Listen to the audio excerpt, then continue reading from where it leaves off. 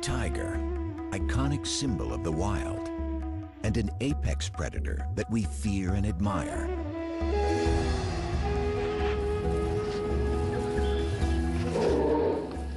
In our imaginations, they roam the jungle. But today, many tigers have never even seen the wild. The vast majority of them spend their lives in captivity. Princess is an American tiger, a distant relative of her wild ancestors. She doesn't even know how to hunt. Most tigers in America aren't found in zoos. They're privately owned. There are more than twice as many of them as the highly endangered wild tiger. This could change if new legislation is passed that would ban the private ownership and breeding of tigers. What are the issues surrounding captive tigers in America? And what does the future hold for their wild cousins?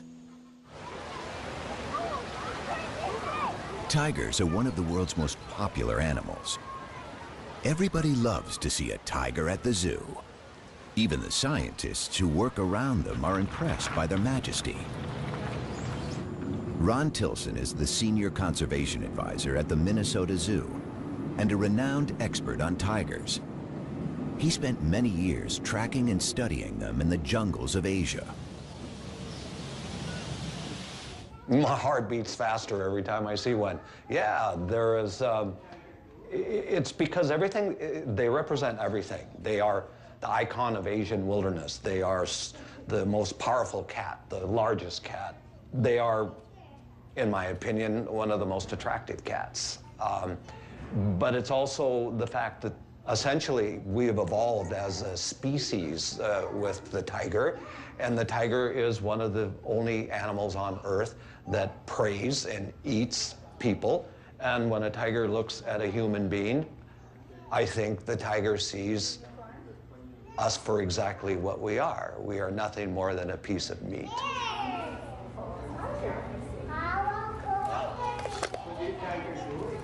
The tiger and the power it represents has always fascinated us. At the beginning of the 20th century, there were 100,000 tigers in the forests of Asia. The first tigers came to America as entertainers. Before zoos and circuses attempted to control their breeding, surplus animals found their way into private hands. Soon, everyone from the rich and famous to companies and sports teams wanted a piece of the big cat. For some Americans, like the character of Tony Montana in the movie Scarface, owning a tiger became a symbol of success.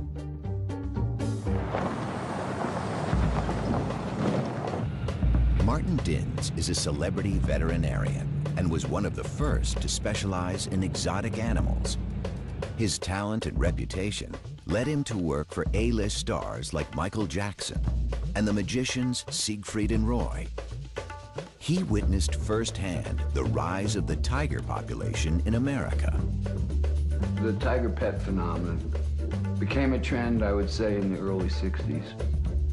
We could be driving in Beverly Hills and see a person driving a convertible with a tiger sitting up in the back seat.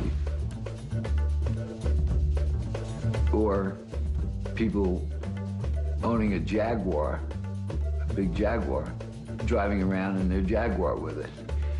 There were no import restrictions. There were no restrictions on the sale out of a pet shop of these kind of animals.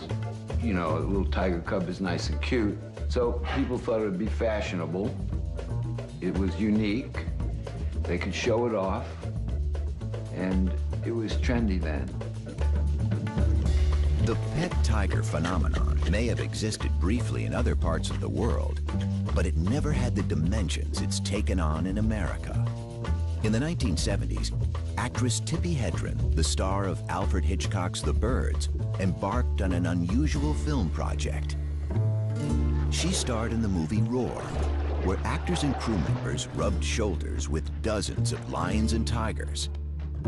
I can't believe we did all that we were foolish enough to do it. So many of us were hurt. you know, that it was, insanity. It was truly insane here. Tippi Hedren radically changed. She converted the Roar movie set into the Shambhala Preserve, a sanctuary for abused and neglected big cats. Her strong stance against private ownership has drawn attention to the issues facing captive and wild big cats. In the wild, tigers are threatened by habitat destruction and human encroachment. They've been hunted and poached for their skins. Most of all, they suffered from the illegal trade of their parts for use in traditional medicine. 97% of the species have been wiped out over the last 100 years. And with only 3,200 wild tigers left, they are facing a total crisis. Well, just about everything has been tried, and just about everything has failed.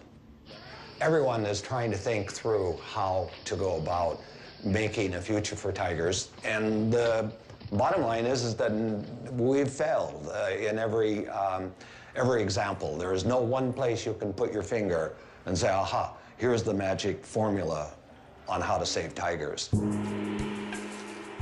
Tigers have been on the endangered species list since it was established. In 1973, it became illegal to import tigers born in the wild. So the tigers living in the United States today are American, born and raised. The population of captive tigers has been steadily growing.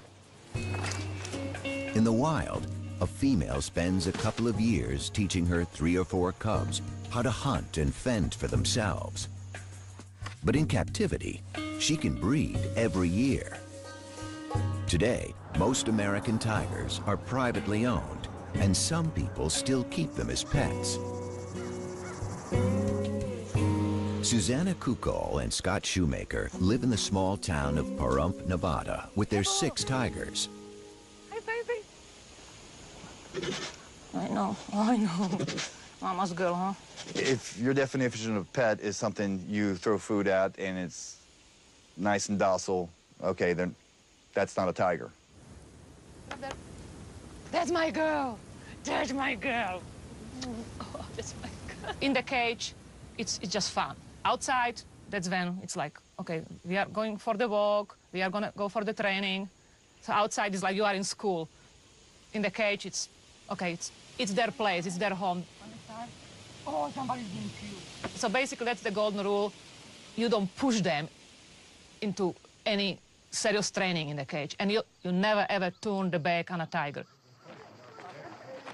But not all captive tigers are pets or collector's items. Some private owners see themselves as conservationists and believe America is the tiger's Noah's Ark. Patty Perry runs her own Center for Conservation and Education in Southern California. She is also the vice president of the Feline Conservation Federation, the largest organization promoting private ownership and breeding of captive exotic cats in the United States. It's far from perfect, but in our world today, we have to have captive breeders, private captive breeders. We have to have private educators, because the zoos can't do it all. You don't get that kind of contact and that kind of one-on-one at a zoo. They have been poached, they have been hunted for their pelts and for their internal organs, and we have very, very low populations. This is Prana, the standard. The snow white is Vishnu. This is my little red-headed stepchild, and this is the one, the golden tabby. He's gonna be our biggest tiger here. The tigers is very much an emotional bond. They respond emotionally. I got them all as babies, so I bottle raised them. So there is that connection. You know, they identify me as, you know, mom with the milk. Who wants to feed a tiger? I'll kind of start on this end and give you guys a chance. I want you to hold the stick. Just hold the stick and put it right through there. Want to have a bite? Okay. Who's next? These cats, being 6 generations, captive bred, and their primary contact being human beings are not going to be the same as a cat that's in the wild. It's a completely different animal. But will they ever be domesticated? No. They're wild animals. The wild nature of tigers is seen even among those in captivity. In 2003, famous Las Vegas entertainer Roy Horn was mauled during a performance by one of his beloved tigers. The tiger just grabs him, like, looks to be right around here in this area, grabs him, like, just locks on him, picks him up, and just drags him. We just heard all this commotion behind the curtain, and you could hear. It reminded everyone that even trained tigers are unpredictable and dangerous. For 40 years, those guys did 2 to 3 shows a day. In the beginning, 7 days a week. That's a lot of exposure to a tiger. If you fall down in front of one of these big cats, and especially with tigers, they're gonna carry you off, regardless of what your relationship is with them. He's got a thing for me, Patty. I know, he does. In my career as a zoological veterinarian, I've worked the gamut of facilities and owners that have tigers. There's the zoos, there's the circuses, there's the private collectors. And years ago, there were a lot more of the illicit owners of these animals. But I've worked for all of them, and I don't discriminate. I have done the best I can to discourage breeding by unqualified individuals. But I took an oath, and is it my business to say, no, I'm not going to treat this tiger because you own it privately? That's on the other side of medicine for me. Lisa Ann Takansnick is an attorney in Washington, D.C. Her organization, the Wildcat Conservation Legal Aid Society, is trying to determine the exact number of privately owned tigers. Hey, I'm calling to follow up with you on the tiger research. You were going to finalize some of the numbers for which state are you still working on? What are we looking at? Alabama? The actual number of tigers in the United States is still a matter of speculation. But the enforcement of laws already in place is problematic. Legislation varies from state to state. At the federal level, the Department of Agriculture and the Department of Interior both enforce different laws affecting tigers. There is no single government body responsible for tiger welfare. Well, we don't really know how many tigers are held captive in the United States. It's a very good question because estimates tend to go all over. Some say there's 5,000 cats in captivity, tigers. Some say there's up to 10. The problem with the numbering system is that the 2 federal agencies that are there to enforce our Endangered Species Act and the Animal Welfare Act don't know how many tigers are out there, which is very troubling because we need to get a handle on the number of cats. As hard as it is to imagine, big cats can be found everywhere, even on the 5th floor of an apartment building in the heart of New York City, like on an October day in 2003. This police video shows Ming, a full-grown 325-pound tiger, left home alone by its owner in Unit 5E of a Harlem apartment building. If the number and the location of big cats is a source for concern, a larger concern might just be the irresponsible owners. Screening for them remains difficult. In 2005, near the Ronald Reagan Presidential Library in Moore Park, a stunning example of human-tiger conflict occurred. I saw the tiger right there, just real slow, huge. He was about this high up to the fence. Newly retired George Gross was the incident commander at the California Fish and Game Department. For more than 3 weeks, he chased a tiger on the loose in a residential area. He got no help from the cat's owner, and on a February morning, he had a difficult decision to make. Basically, this was like a city living in fear for a month because somewhere there was this large tiger running around in their neighborhood. We didn't see it for quite a while, but we knew it was in here. So when it climbed out, it was like it came out of nowhere. All of a sudden, everybody could see it, and it started walking around quite slowly through the grass. You know, I was within 150 yards of it. The first thing I thought was like, what a majestic animal. This thing's beautiful. But then, you know, I came back in, it's like, but I have this job to do too. So it started walking towards me, and then it started going up a trail. I sat there and said, I can't have it up here on the soccer field, baseball field, and our opportunity to take a shot really diminishes. So that's when I gave the order for people with rifles to, if they had a clean shot, to take the shot. The male tiger weighing as much as 600 pounds was taken from the hills near the Ronald Reagan Presidential Library by wildlife officials who say they had no choice but to kill it. I've always felt that I unfortunately made the right decision, and, you know, to be honest, is the first thing I did was pat him and say I was sorry, because I knew I didn't want to kill him. George Gross was not the last law enforcement agent faced with such a decision. There was an even more dramatic incident on October 18, 2011, when there was a massive release of wild animals in Zanesville, Ohio. The owner of a private zoo threw open the gates of his facility before committing suicide. This time, it wasn't one tiger, but 18 on the loose. They were all killed by the authorities along with lions, bears, and monkeys.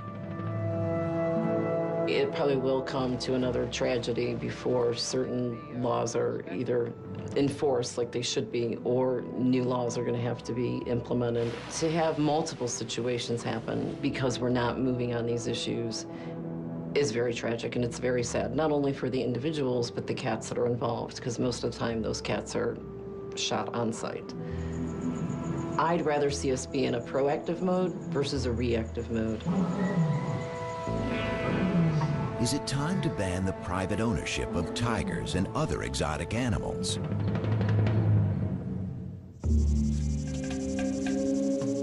"26 states banned the private ownership of tigers, but in many states, it's still legal to own and breed them if you have a permit.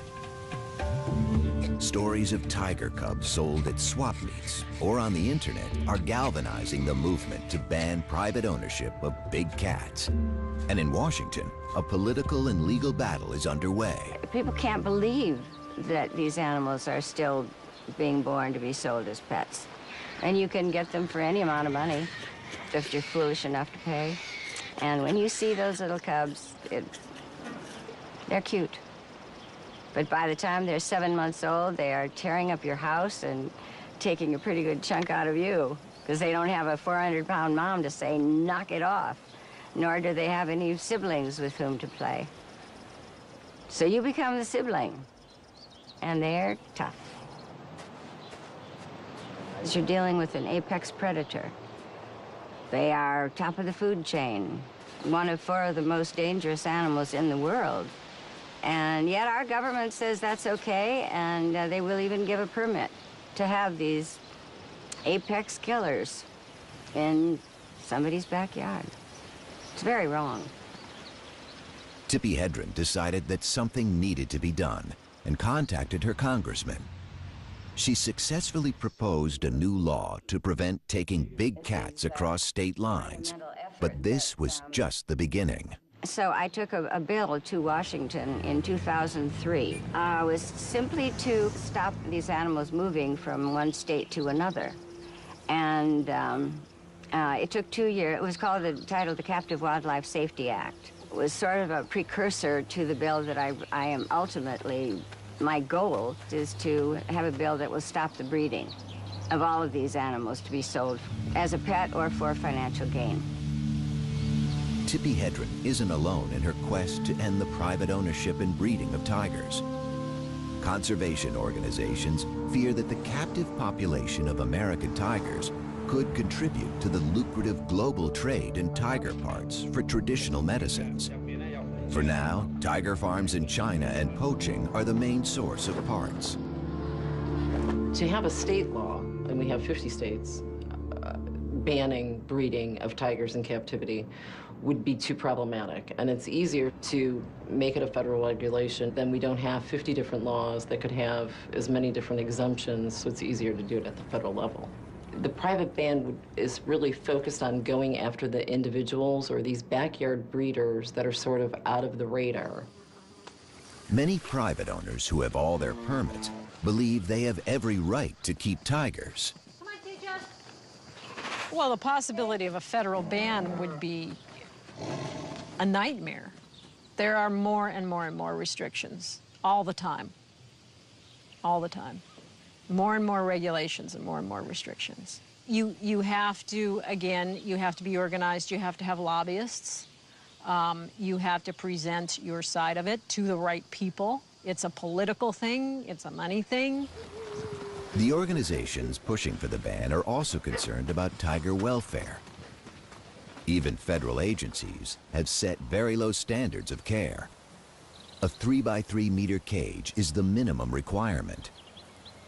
Tammy Tees manages the Wildcat Sanctuary in Minnesota.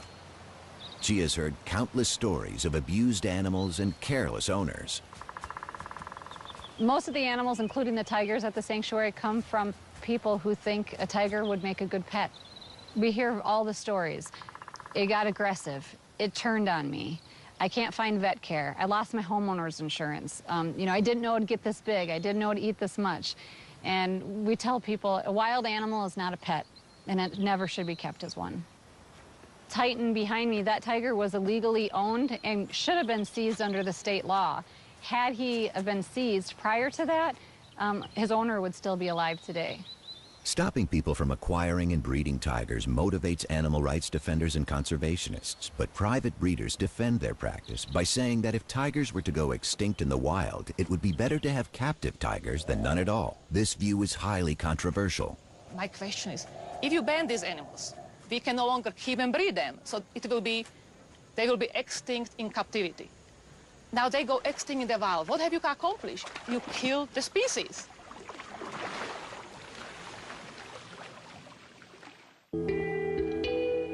A ban on breeding or keeping tigers has broad implications. While the United States looks to control unregulated breeding of tigers by private owners, across the world, extraordinary efforts are being made to save tigers in the wild. For Ron Tilson, zoo tigers represent a backup for the wild population. He has been the coordinator of the Tiger Species Survival Plan, designed to maintain healthy and genetically diverse tigers. In the zoo world, we try and have what we call a hands-off management. That means let's not touch tigers, let's not play with tigers, let's consider them really quite dangerous.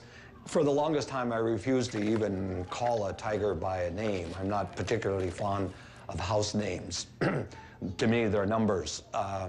They're a stud book number, and I see a tiger more as a collection of genes. And what I'm concerned about is the future, way down the line, that these animals still maintain their tigerness. Scientists have divided tigers into 9 subspecies. 3 of them have already gone extinct: the Bali tiger in the 1940s, the Caspian tiger in the 1970s, and the Javan tiger in the 1980s. Surviving are the Siberian or Amur tiger, the Bengal, the Indo-Chinese, the Malayan, and the Sumatran tigers. They are all endangered. And the last South China tigers can only be found in captivity.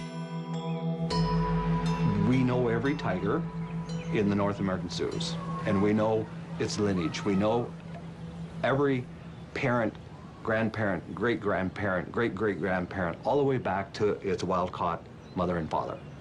So we know exactly where they came from in Russia for the Amur tigers, and we know who they mated with and who their offspring. So we have these like giant family trees. Unlike most zoos, most private owners don't know the lineage of their tigers because no one has kept track of their pedigrees. Yeah, there you go, Elvis. Tigers from different subspecies resemble each other, and most breeders aren't interested in keeping subspecies pure. As for subspecies, I don't believe in them. I don't care. And some of them might have more Bengal blood in them because some of them don't actually grow the big, thick fur in winter. Some of them do, so I know they have a lot of Siberian blood with them. The white tiger is the best example of breeding for looks. Loved for its striking appearance, it's not a subspecies, but a color morph, the result of a recessive gene that causes 1 in every 10,000 tigers to be born white. White tigers are almost non-existent in the wild, but they are often bred in captivity. This has made them highly inbred and more susceptible to health problems. And that's not the only consequence of private ownership. People notice that many tigers in captivity might be bigger than in the wild, because in the wild you need to stay athletic to catch prey. In captivity, they get their food served basically on a silver platter. And one of the reasons many tigers in captivity are huge, they are simply fat, they are obese, not good for their liver.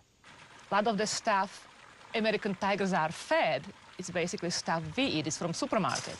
Some of the meat might have some hormones in them. The other theory is some breeders might selectively breed for bigger size because it looks impressive on display. Huge tiger, it looks more impressive than small tiger. Might be simply because they just don't exercise as much as the ones in the wild, because any cat, even in the wild, if they don't have to move, they don't move, they sleep. The scientific community has labeled these tigers as generic. They look like tigers, but are they really?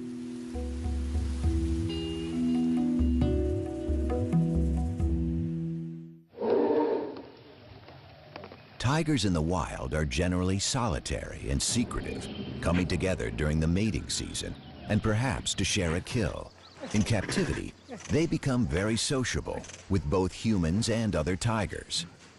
They haven't been taught how to hunt and could starve if left on their own. Has the very essence of tigerness been bred out of them?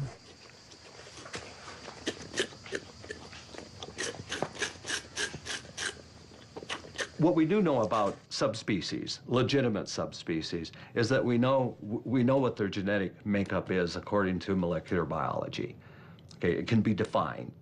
And that is why the private ownership tigers, they will never contribute to the conservation of wild tigers, simply because, not because they're not a tiger, because in a sense they are a Panthera tigris. That's the Latin name for what a tiger is. But they've lost their tigerness. They've lost their tigerness, and what we mean by that is they have been inbred and crossbred to the point where no one knows what their lineages are, and everyone knows the more inbreed you have, the greater risks or susceptibility to diseases. You become less fit, and when you become less fit, your ability to survive in the wild becomes negligible. The American tiger is really a junk tiger. It is nothing more than an illusion of a tiger. In 2005, Ron Tilson and Tammy Tees worked together to stop the breeding of tigers in Minnesota. They're concerned about the conditions in which private tigers are kept. So Sabrina is supposed to be a Sumatran Bengal mix, and she's our worst abuse case we've seen. She charged the fence nonstop. Mm-hmm. Yeah. But she does have, from this up around the face and that, sort of this Sumatran look to her with the really black stripe. And she's got a lot longer. They'd welcome a federal ban on breeding and ownership if it were to pass tomorrow. I wouldn't want to see these animals abused. You can't do that. That I would lose sleep over. But I would certainly like to see them all neutered, and I would like to see them well taken care of until they die. Would that bother me? No, that would put me to sleep really well. We'll just simply lose a large number of worthless tigers that consume resources that should be spent on wild tigers, and that actually corrupt the message that we're doing something wonderful for tigers, when in fact we're not doing anything for tigers. Why are we spending all of this time and energy and money in trying to protect the right to own this or even allowing it to happen and putting people at risk. And I keep coming back to these same issues. I don't get it. I don't get why it isn't stopped. Conservationists have been reluctant to study or give any attention to American tigers. However, with the crisis in the wild, some of the scientific community are taking a closer look at these generic tigers. Stephen O'Brien is former chief of the Laboratory of Genomic Diversity at the National Cancer Institute. He's an authority on big cat genetics and evolutionary biology. But his work has sparked controversy in the conservation world. Is there a value in the admixture tigers? That is, tigers that have an ancestry that includes interbreeding between different subspecies. Of course there's a value in it. It's still a tiger. Most of the tigers in captivity are considered by my friends and colleagues to be junk because they're hybrids between different subspecies. And many of them are, but I wasn't sure how many. Stephen O'Brien's team has recently designed a method to determine the genetic makeup of big cats. So we used this DNA fingerprint technology that was developed to identify the difference between subspecies of tigers. And I said, if you take one of these tigers that we don't know, is it really a hybrid? Well, what we found was that many of them are indeed pure subspecies. They were either Bengal, or they were Amur, or they were Sumatran, or one of the living subspecies. I think the captive population should not be discounted. Good. Nice. The reassessment of these generic tigers has led to another exciting discovery. Not only are some of them purebred subspecies, they also have a rich genetic diversity, as rich as in the wild population.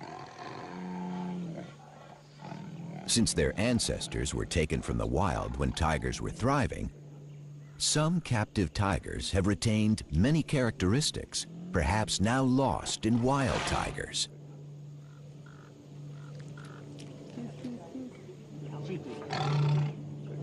Tiger conservationists have been quick to point out that the sample studied by Stephen O'Brien did not include a significant number of backyard-bred tigers. Still, he believes that each tiger counts. My personal feeling about it is we're backing up a tiger population in the wild that is not doing very well. And to tell you the truth, I'd rather have the animal alive in a few hundred years than simply lose it by exterminating all the captive animals, which is, one solution. Maybe that's not a reasonable thing. I realize not everybody agrees with that, but I really think that, when evolution creates a species as magnificent as the tiger, it only does it once, and if you lose it, it's not going to come back. It seems that some captive tigers could play a role in the survival of the species. But what about privately owned American tigers? Will they be around long enough to be part of the solution? The wild tiger population was almost 10,000 in 1990. 20 years later, there are only about 3,000 animals left, and they are vanishing faster than ever. When I first moved into this office 25 years ago, I had this big concrete wall and I wondered what I wanted to put on it. And it came to me, why don't I have the covers of magazines that are focusing on tiger issues? It starts back here, The New Scientist. Does the tiger have a future? That's what we're talking about right now. Too Late for Tigers in Wildlife Conservation magazine. Doomed, cover of Time magazine. The Last Tigers. Initially, I thought they were very interesting because it gave me a focus. But what happened was that this message just became such a common message. It's a little bit like the sky is falling down, the sky is falling down, and after a while, no one hears you calling. World leaders seem to be finally waking up to the dire future facing wild tigers. In November 2010, an international summit was held in St. Petersburg. The goal was to develop a strategy to save the wild tiger from extinction. Heads of state from the 13 tiger range countries set a target to double the population by 2022 and committed over 230 million euros. But is that enough? The threats facing the Asian big cat are many and serious. In August 2011, the U.S. Fish and Wildlife Service announced that it wanted to reinstate a permitting process to control the breeding of generic tigers. This would severely reduce the number of tigers bred in captivity. But for the proponents of a total ban on private ownership, things aren't moving fast enough on Capitol Hill. Along with private owners, the entertainment industry is lobbying to slow down the legislative process. I am very annoyed that this bill is in the status that it is. It's just up in the air right now because we can't, I am not going to buckle and say it's okay to breed these animals. It's a huge problem. Come on, Asia. Yeah, she's a little fat. She's getting old. You gotta maybe try the 5%. But tigers have created jobs and income. They appear in movies. They are still popular in circuses. And there's even an industry that's created a special diet for them. In these days of economic turmoil, a ban that would cost American jobs isn't easy for a politician to support. To be honest, I really don't know what the federal ban will do because like so many of the federal regulations and the state laws, there's going to be exemptions carved out of a federal ban on breeding tigers and other big cats.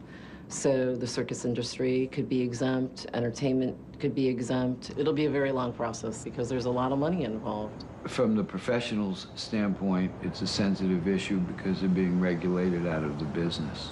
And, well, from the owner's standpoint, it's a sensitive issue because they're attached to the animal. And they're emotional about it. Only recently, American tigers have come under scientific and legal scrutiny, and their fate raises many questions. But if the wild population is to double, animals bred in captivity will be required for the complex process of reintroduction. Even though conservationists have every reason to be pessimistic about the future of the tiger, there is still some hope. We're on the cusp of a new revolution in tiger conservation, and that is looking at reintroduction of captive individuals back into spaces where they once lived. The big issue is, can captive tigers actually go out and live and survive on their own in the wilderness areas? The honest answer to that is, don't know. There's some who say no, they have to be taught how to do this, and they learn from their mothers, and the mother can't teach them if there aren't natural prey. But in fact, all of these are little roadblocks. All of these can be taken care of and surmounted. Captive bred lions and cheetahs have been introduced into the wild in South Africa. This has encouraged Chinese officials. Today, South China tigers are being prepared in Africa for their reintroduction in China. Each generation will be released into a larger and wilder setting. They will learn how to hunt, teach their skills to their offspring, while having less and less contact with humans. But preparing tigers for their release is only half of the challenge. Experts know that wild tigers need space, and 250-kilo predators also need prey. Preserving the ecosystems of tiger range countries is as crucial as preserving the tigers themselves. That's why there are so few of these rewilding efforts. We need some new ideas if we're going to really realize the prediction of the St. Petersburg summit to double tigers in the wild. And one of the possibilities is to be exploring places where we can restore tigers. Central Asia, the former range of the extinct Caspian tiger, is a vast region with a sparse population. Countries like Kazakhstan and Uzbekistan did not participate in the St. Petersburg summit, but they are prime candidates for bold conservation initiatives.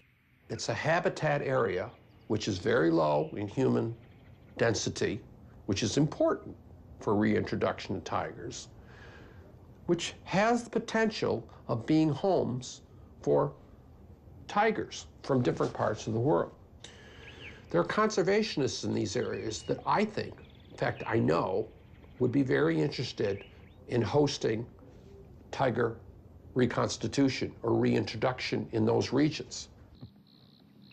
For these programs to work, more tigers will be needed. The fate of thousands of privately owned tigers is being debated by scientists, lawyers, and politicians. So far, no one has asked for any of these tigers to be shipped overseas. Princess, look at mommy. Princess. There she is. Will the American tiger have the chance to play a role in the future of the species? That has yet to be determined. But perhaps one day, an American-born tiger will be set free to join its wild cousins.